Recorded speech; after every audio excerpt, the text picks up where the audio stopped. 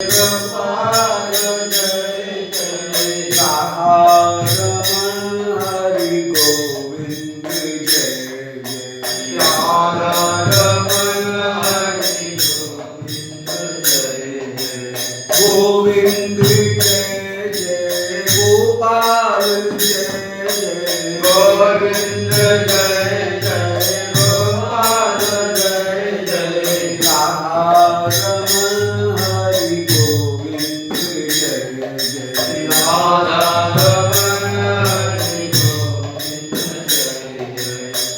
गोविंद जय जय गोपाल जय जय गोविंद जय जय गोपाल जय जय राधा रमण हरि गोविंद जय जय राधा रमण हरि गोविंद गुरु वृंदावन बिहारी लाल की जय। ओम नमो भगवते पुराण पुरुषोत्तमाय। ओम जयति पराशर सूनु सत्यवती हृदय नंदनो व्यासो यस्यास्य कमलगल्तम वाग्मय ममृतम जगत्पेवती विश्वसर्ग विसर्गादि नवलक्षण लक्षितम श्री कृष्णाक्षरं परम धाम जगद्धाम नमामि तत् हृदयस्य प्रेरणया प्रवर्तितो हम बराकुरूपोऽपि तस्य हरे परकमलं वन्दे श्री चैतन्य देवस्य वन्देऽहं श्रीगुरो श्रीयुतपदकमलं श्रीगुरून् वैष्णवांश्च श्रीरूपं साग्रजातं सहगण रघुनाथान्वितं तं सजीवं साद्वैतं सावधूतं परिजन सहितं श्रीकृष्ण चैतन्य देवं श्री राधा कृष्ण पादान सहगण ललिता श्री विशाखान्वितांश्च आजान लंबित भुजौ कनकावदातौ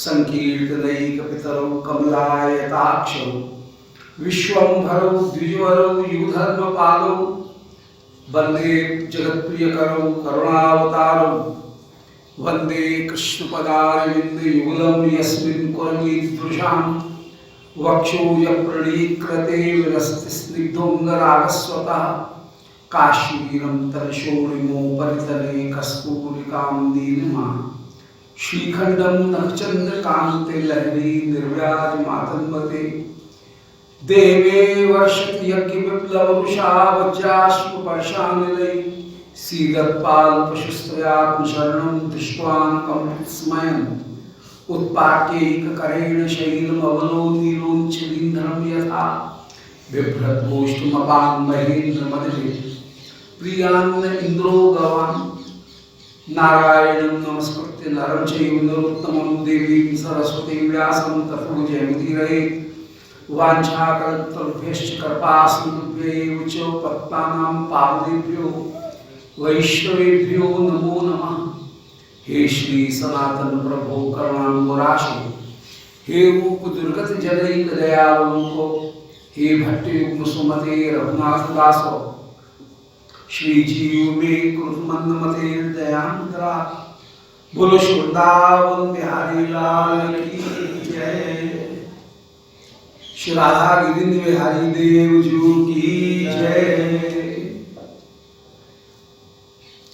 श्री निताय गौर हरि बोल।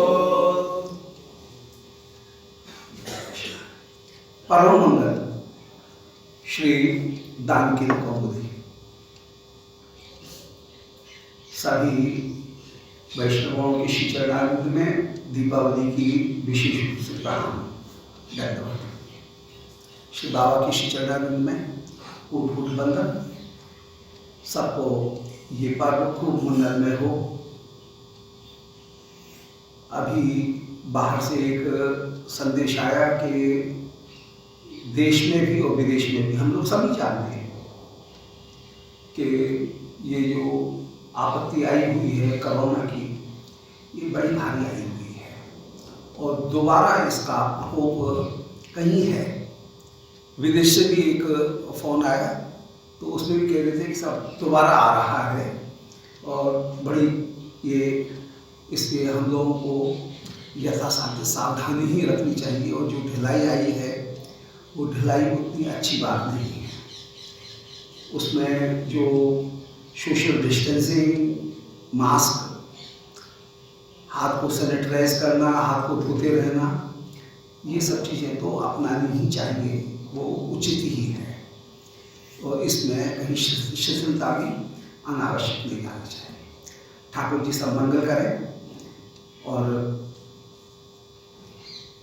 हम सबकी मंगल कामना करते हुए श्री प्रभु की श्री चरणारविंद में प्रणत हो रहे हैं। सबका जीवन प्रकाशमय हो। और श्री गिरिराज महाराज वे तो सब देवताओं के देवता होकर के विराजमान। श्री ठाकुर जी ने प्राकृत देवताओं का निषेध करके चिन्मय श्री गोवर्धन उनकी पूजन की स्थापना की। श्री गोवर्धन लीला में हरदास वाले हैं, परंतु हम सब भक्तों के लिए जो जीव कोटि में हैं उन सब के लिए कृष्ण के ही स्वरूप हैं और कृष्ण के स्वरूप होकर के साक्षात कृष्ण रूप में ही वंदनीय है। श्री गोवर्धन की पूजा वही संपूर्ण शास्त्रों का परम सार है, क्योंकि वेदों का जो प्रतिपाद्य है वो वेदों का प्रतिपाद्य परतत्व ही है। वो परतत्व सर्वदा शक्तियों से युक्त ही है, निशक्तिक नहीं है, वह सविशेष ही है। सविशेष नहीं होता तो श्रुतियां जय जय जय हजार कह करके जय जय करके उसकी प्रशंसा नहीं करती और उसके गुणों का गायन करके ही श्रुतियां अंत में त्वहि फलन्ति नरसेन भवन निधना, वेदस्तुति का जो अंतिम श्लोक है उसमें भी यही कि वेद भी चिन्मय है। वेद के अर्थ को जानने के लिए ठाकुर ने कृपा करके मन, बुद्धि, चित्त, अहंकार ये प्रकट किए जिससे हम वेद के तात्पर्य को समझ सकें। मंत्र में अपनी शक्ति है, परंतु मंत्र की शक्ति होने पर भी जहां मंत्र के अर्थ को समझना होता है उस मंत्र के अर्थ को समझने के लिए फिर नाम मंत्र की भी अपेक्षा फिर गुरु मंत्र जो बीज मंत्र है, मूल मंत्र है, वो मूल मंत्र दिए जाते हैं। यद्यपि नाम और कृष्ण एक ही चीज है तो नाम और कृष्ण में तो कोई अंतर है नहीं, तो नाम के द्वारा ये सब चीज होनी चाहिए, परंतु नाम दीक्षा हो जाने पर भी, महामंत्र की दीक्षा हो जाने पर भी फिर से गोपाल मंत्र की दीक्षा दी जाती है, क्योंकि नाम के अर्थ को जानने के लिए अर्थपूर्वक जो नाम का अनुसंधान है वो कहीं और भी ज्यादा फल प्रदान करता है। कि हरे कृष्ण कहकर के हम जिनका ध्यान कर रहे हैं उनका स्वरूप क्या है, इसको जानने के लिए गोपाल मंत्र की आवश्यकता होती। इसलिए नाम दीक्षा के बाद में फिर मंत्र दीक्षा भी होती है और मंत्र दीक्षा के बाद में फिर तीसरी दीक्षा वो स्वरूप दीक्षा भी है। अब मंत्र दीक्षा जो है उसको जानने के लिए, मंत्र के स्वरूप को जानने के लिए शास्त्र उनके अर्थ को हमको पहचानना पड़ेगा। मंत्रों में जो अर्थ स्पष्ट किए गए हैं उन अर्थों को हमको जानना पड़ेगा और अर्थों को जानने के लिए हमें मन, बुद्धि, चित्त, अहंकार, बुद्धि, इंद्रिय, मन, प्राण इन सब की भी आवश्यकता पड़ेगी। इससे ठाकुर ने कृपा करके वेद के अर्थ को जानने के लिए कृपा करके वेदों के जानने के लिए मनुष्यों को बुद्धि, इंद्रिय, मन, प्राण इन चारों की रचना की और चारों की रचना करने के बाद में हमने चलो वेद का अर्थ जान लिया, पर जानने मात्र से काम नहीं चलेगा। जानने मात्र से काम नहीं चल सकता है। कुछ और भी करना पड़ेगा। वो और क्या करना पड़ेगा? बोले ठीक है, किसी ने कह दिया कि नायम सर्प रज्जुया, किसी को भ्रम हो गया था, रस्सी में सर्प का, तो उसने जो रस्सी रस्सी ही रहेगी, रस्सी का जो गुण है वो कहीं गया नहीं है, परंतु वो सर्प समझ रहा था उसे।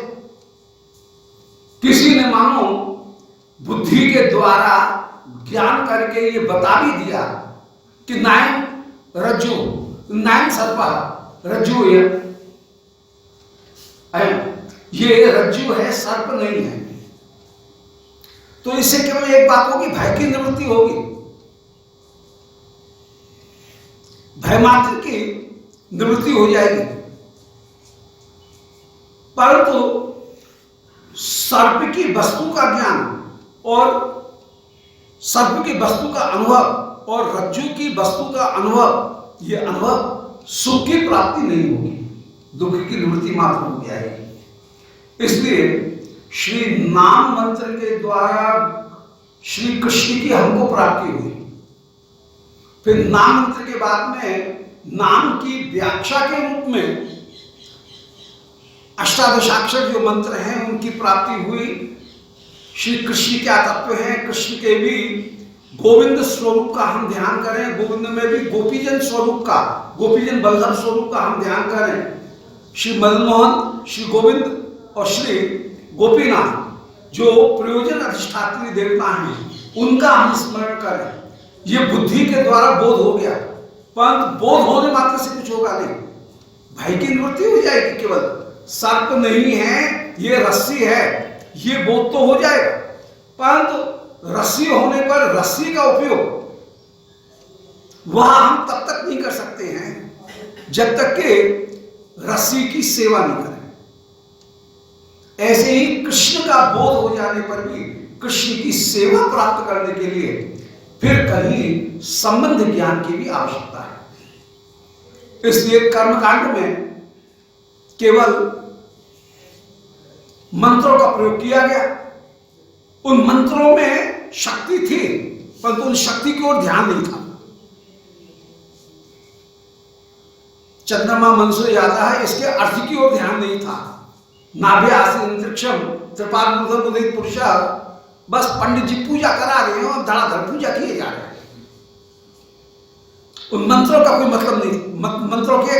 मंत्रों में शक्ति विराजमान है, परंतु उनकी ओर हमको अनुसंधान है। इसलिए मंत्र तत्व का, मंत्र भाग का निर्माण करने के बाद में ठाकुर ने कृपा करके वेदव्यास जी के स्वरूप में मंत्रों के तात्पर्य को समझने के लिए, तात्पर्य को स्थापित करने के लिए अथातो ब्रह्म जिज्ञासा, ब्रह्म सूत्रों की रचना कर दी। और ब्रह्म सूत्रों की रचना करने के लिए, उन वेदों के तात्पर्य को जानने के लिए ठाकुर ने 4 चीजों की और रचना की, बुद्धि, इंद्रिय, मन और प्राण। इन बुद्धि, इंद्रिय, मन, प्राणों के द्वारा संपूर्ण शास्त्रों के, पुराणों के, तंत्रों के सार को ब्रह्म सूत्रों में जो श्री वेदव्यास जी ने प्रस्तुत किया, उसको हम बुद्धि के द्वारा जानेंगे। वेदों का व्याख्यान करने के लिए बुद्धि के द्वारा जानेंगे, पर व्याख्यान करने से मिलेगा कुछ नहीं। खंडहरपाल रतन गोपाल मिला कुछ नहीं। पंडिताई बढ़ जाए, अभिमान बढ़ जाए कि हम ये जानते हैं, हम ये जानते हैं, ये भले ढोल पीटते रहो कि बड़े ज्ञानी हैं, बड़े ज्ञानी हैं, पर भीतर से खत्म मामला, भीतर से कुछ है नहीं। भजन करने के लिए भजन करने की आवश्यकता है। तो जो नाम मिला, उस नाम की ही व्याख्या के रूप में संबंध ज्ञान के लिए मंत्र दीक्षा हुई। और मंत्र दीक्षा होने पर भी मंत्र और नाम, इन दोनों का जप करते हुए जब तक भजन नहीं किया जाएगा, तब तक कृष्ण प्रेम की प्राप्ति नहीं होगी। तो नाम के द्वारा मोक्ष की प्राप्ति हो गई, नाम के द्वारा अज्ञान की निवृत्ति हो गई, परंतु सेवा सुख का परिपूर्ण रूप से आस्वादन वो प्राप्त नहीं हुआ। अज्ञान की निवृत्ति है नाम के द्वारा, ज्ञान के द्वारा, परंतु सेवा सुख को प्राप्त करने के लिए कहीं आवश्यकता है। तो श्री ठाकुर जी ने यही एक सिद्धांत स्थापित किया कि बाबा वेदों में का प्रतिपाद्य तत्वता मैं हूं, परंतु सामान्यतः जन वेदों के परम प्रतिपाद्य मेरा तो आश्रय ग्रहण कर नहीं रहे हैं। मेरा मतलब के राज्य का ठाकुर जी नंद बाबा से कह रहे हैं कि मेरा आश्रय तो ग्रहण कर नहीं रहे हैं, जो परतत्व है उसका आश्रय तो ग्रहण नहीं कर रहे हैं। वे इन मंत्रों का प्रयोग कर रहे हैं। मंत्रों के प्रयोग के द्वारा स्वाहा स्वाहा करने से एक काम जरूर हो रहा है कि मंत्रों में जो शक्ति है उस शक्ति के द्वारा उनको लौकिक सुखों की प्राप्ति हो रही है, परंतु वेद का यह तात्पर्य नहीं है। वेद के तात्पर्य को समझने के लिए बुद्धि इंद्रिय मन प्राण इनके सहित वेदों का जो तात्पर्य है उस बोध को प्राप्त करना चाहिए। नाम के साथ में नाम का बोध प्राप्त होगा, पर इससे भी काम नहीं चला। यहां पर भी बात अधूरी रह गई, इससे भी फल की प्राप्ति नहीं हुई। उस फल की प्राप्ति के लिए वेदों का जहां तात्पर्य है, तात्पर्य निर्धारण हो गया। अब तात्पर्य निर्धारण होने के अनुसार उसके अनुसार जब कार्य किया जाएगा तो उसके फल की प्राप्ति होगी। ठीक है, कर्मकांड करने में वेदों का प्रयोग किया हमने। वेदों का जो में छिपा हुआ जो फल था वो मंत्र का फल हमको प्राप्त। मंत्र अपना काम कर रहे हैं। सावन मंत्र होते हैं, बिच्छू सांप इनके विष को उतारने वाले। अब उन मंत्रों को देखो, उनमें न कोई कला है, न उनमें कोई व्याकरण है, न उनमें कोई अलंकार है, कुछ भी नहीं है। बाकी भी उल्टे सीधे, आया धक्का मारा धक्का गया फरक्का ऐसे ऐसे मंत्र। अरे सांप तू उतर जा, विष उतर जा, कुछ ऐसे ऐसे मंत्र है इसी तरह के। अब उन मंत्रों को देखो, उनमें कोई कहीं कोई कला नहीं है, कोई भी साहित्य नहीं है, वो सावर मंत्र जितने भी हैं, परंतु मंत्र शक्ति के कारण वे अपना काम कर रहे हैं। ऐसे ही श्री हरिनाम में अपूर्व सामर्थ्य है, वेदों में अपूर्व सामर्थ्य है, और वेदों की सामर्थ्य के द्वारा तुम यज्ञ कर रहे हो, वेदों की सामर्थ्य काम कर रही है, मंत्र काम कर रहा है, परंतु उन वेदों के तात्पर्य को हमने नहीं जाना। तात्पर्य को जानने के लिए श्री कृष्ण का व्याख्यान तात्पर्य को स्थापित कर रहा है कि वास्तव में उपास्य वस्तु वो होनी चाहिए जो कर्तुम अकर्तुम अन्यथा कर्तुम सर्व समर्थ है। अन्यथा वे ये जितने भी देवता हैं और उनकी जो आराधना की जा रही है, ये केवल जो त्रिगुणात्मक है वो त्रिगुणात्मक मात्र है। अब कृष्ण ने जब उपदेश दिया तो उपदेश देने के बाद में फिर कृष्ण ने स्वयं करके दिखाया।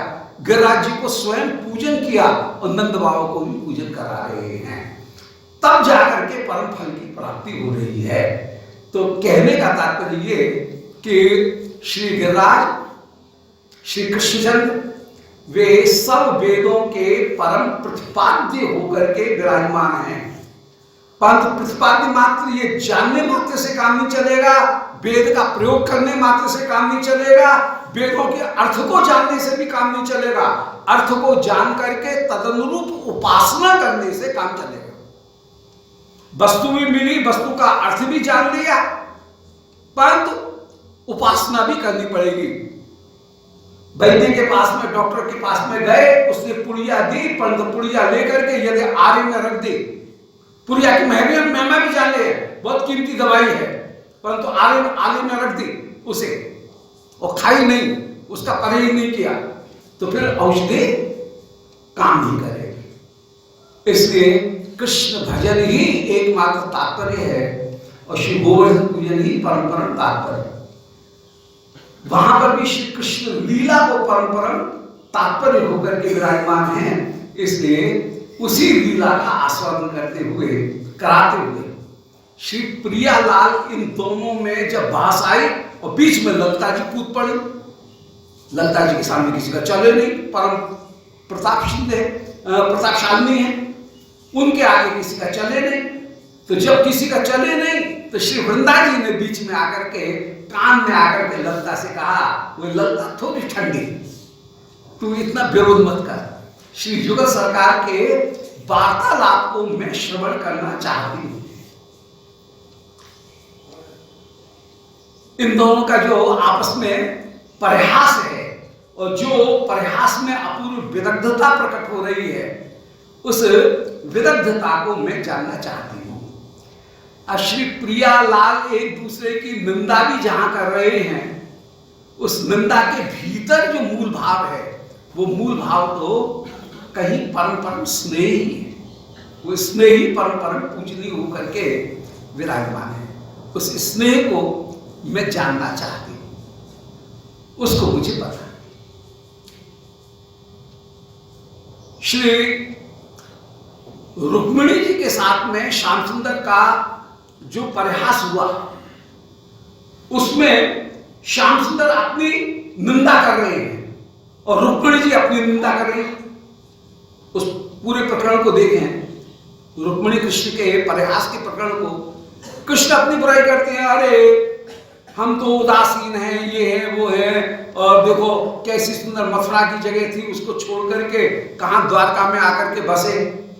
तो कृष्ण भी अपनी निंदा कर रहे हैं सारी, और रुक्मिणी जी भी अपनी निंदा कर रही हैं कि मैं तो अज्ञजनों के द्वारा सेवित हूं, आपकी बराबरी में कहां पाऊंगी।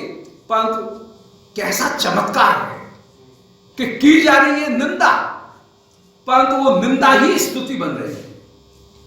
श्री रुक्मिणी जी की निंदा उसको कृष्ण स्तुति में परिणत कर रहे हैं। कृष्ण रुक्मिणी जी की स्तुति करते हैं और कृष्ण ने जो वचन कहे अपनी निंदा में, उनको रुक्मिणी जी प्रशंसा में परिणत कर रही है।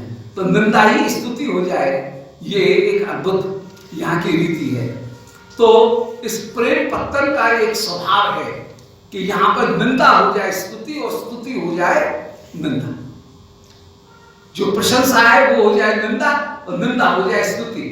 और उसी स्तुति में श्री प्रियालाल जहां क्रोध हो जाए स्वागत और स्वागत हो जाए क्रोध, उल्टी बात है। धर्म हो जाए अधर्म, अधर्म हो जाए धर्म।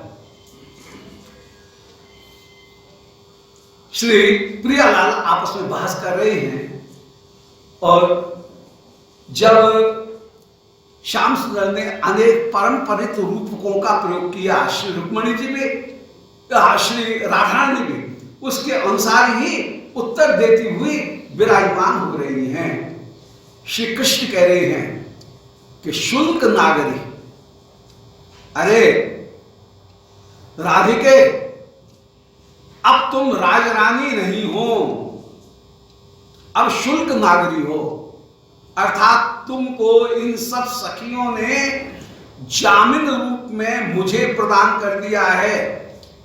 मेरी 84 लाख जो मेरा टैक्स बनता है, टंक स्वर्ण मुद्राएं जो मेरा टैक्स बनता है, उस टैक्स के बदले तुमको यहां पर मुझे दे दिया गया है।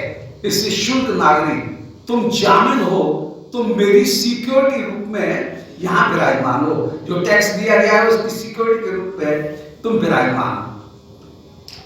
तथ्यम एवं नागर नागर सुप्रतीकोयम, तुम देख रही हो मैं वास्तव में ही, हम 77 में माने पैराग्राफ में हैं, 77वां पैराग्राफ 77 कि तथ्यम एवं नागर नागर, मैं परम नागर नाग हूं, माने मैं एक हाथी हूं।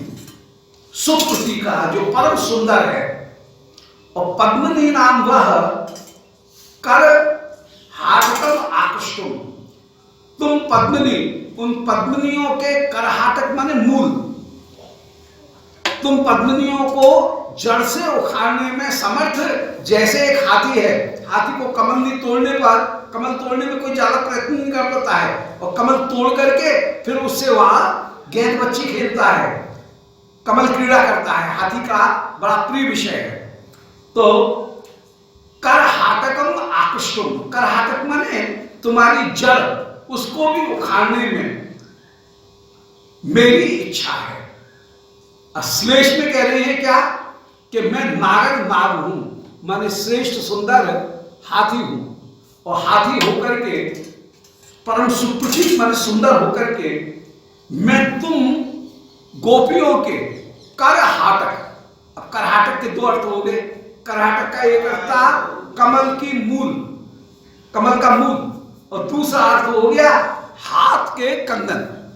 कर माने हाथ, और हाटक माने उसमें तुमने जो सोने की पोंछी पहन रखी है, सोने के जो कंगन पहन रखे हैं, उनका हरण करने के लिए मैं तैयार। करहाटक हरण करने में, तो करहाटक के दो अर्थ हो गए। करहाटक माने कमल नाल का मूल, पद्मिनी का मूल, और दूसरा अर्थ हो गया कि मैं तुम्हारे हाथ के कंगनों को भी उतारने में समर्थ हूं। तो करहाटकम आकृष्ट कामः, उनका मैं हरण करना चाहता हूं। फिर महासारः, मैं महान बलवान होकर के विराजमान हूं। उनको विशाल उल्लास आयति, इसलिए मेरे सामने अपने विशाल उल्लास आयति, जैसे हाथी अपने दांतों को प्रकट कर रहा है, इसी प्रकार मैं भी अपने शंख को बजा करके तुम्हारे हाथ के कंगनों को छीन लूंगा। ऐसे श्याम सुंदर ने कहा। श्री राधिका कह रही हैं कि श्याम सुंदर रहने दो, रहने दो, पद्मन्या वराटकस्यापि अप्रदानम जानीहि। हम पद्मिनीगण तुमको एक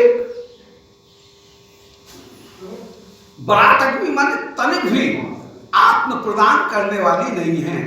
हम पद्मिनीगण तुमको एक आत्मदान करने वाली नहीं है।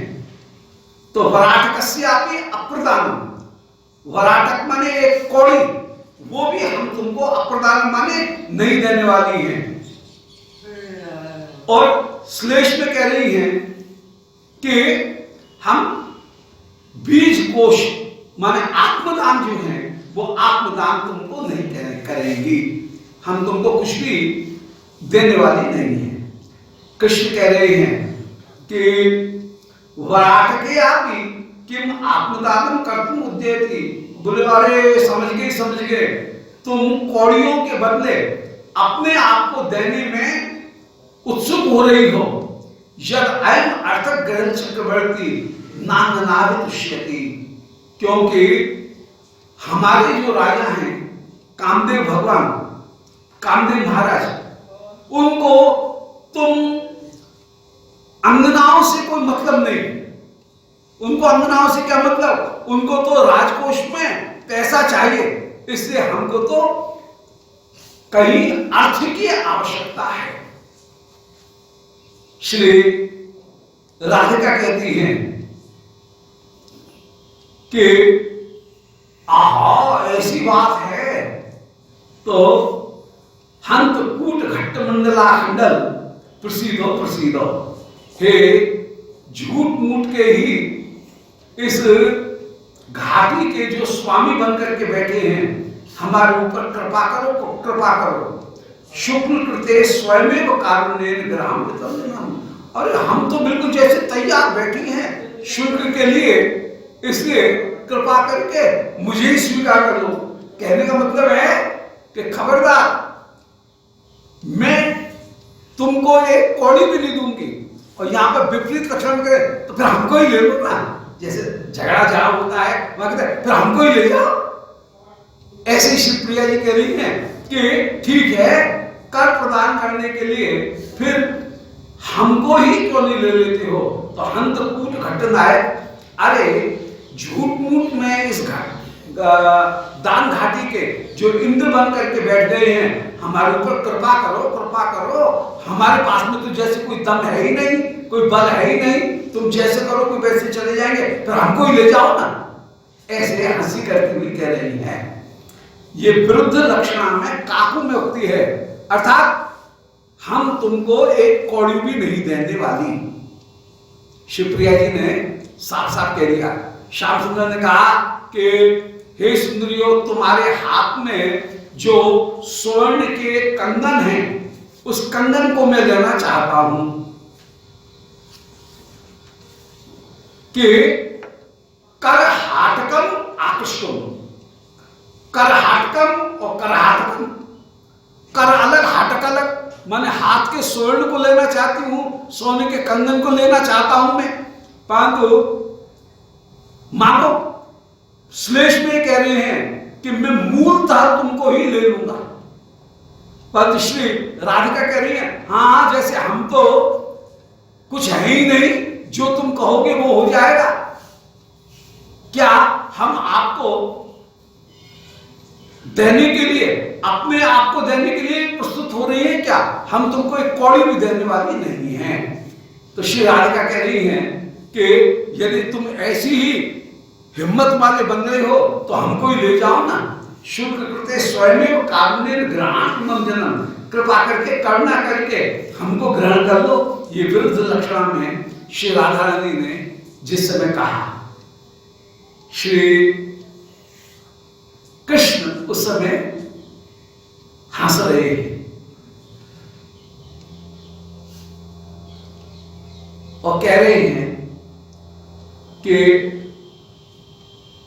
चंडी स्वार्थ पंडिता से मालूम पड़ता है, स्वार्थ में बड़ी पंडित हो। यद उपहासे कृता काप भंगी भरेणो भवत्या वास्तविक पर्यवसान थे।